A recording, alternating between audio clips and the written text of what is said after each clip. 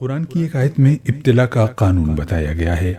اس آیت کا ترجمہ یہ ہے، اور ہم ضرور تم کو آزمائیں گے کچھ خوف اور بھوک سے، اور مالوں اور جانوں اور پھلوں کی کمی سے، اور صبر کرنے والوں کو خوشخبری دے دو۔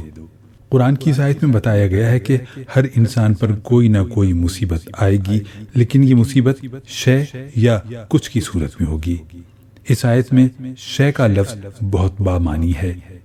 اس بات کو اگر لفظ بدل کر کہا جائے تو یہ ہوگا کہ انسان کے اوپر جو مصیبت آئے گی وہ اس کی ہلاکت کے لیے نہیں ہوگی، بلکہ وہ اس کی اصلاح و تربیت کے لیے ہوگی۔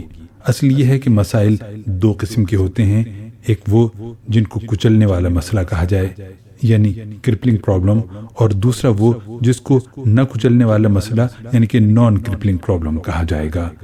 اللہ کے تخلیقی نقشے کے مطابق انسان پر جو مصیبت یا مسئلہ پیش آتا ہے وہ نہ کچلنے والا مسئلہ ہوتا ہے، نہ کہ کچلنے والا مسئلہ۔ نہ کچلنے والا مسئلہ آدمی کے لیے ایک تجربہ ہوتا ہے، وہ آدمی کی تربیت کا ذریعہ بن جاتا ہے، اس سے آدمی کو سیکھ حاصل ہوتی ہے، اس سے آدمی کی شخصیت میں پختگی پیدا ہوتی ہے۔ ایسے مسئلے میں مبتلا ہونے سے آدمی کی عقل میں اضافہ ہوتا ہے۔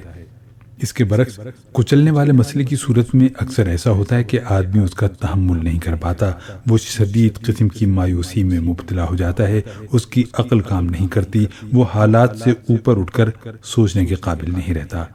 اللہ کی طرف سے آنے والی مصیبت چونکہ انسان کی تربیت کے لیے ہوتی ہے، اس لیے وہ ہمیشہ نہ کچلنے والے مسئلے کی صورت میں آتی ہے، نہ کہ کچلنے والے مسئلے کی صورت میں۔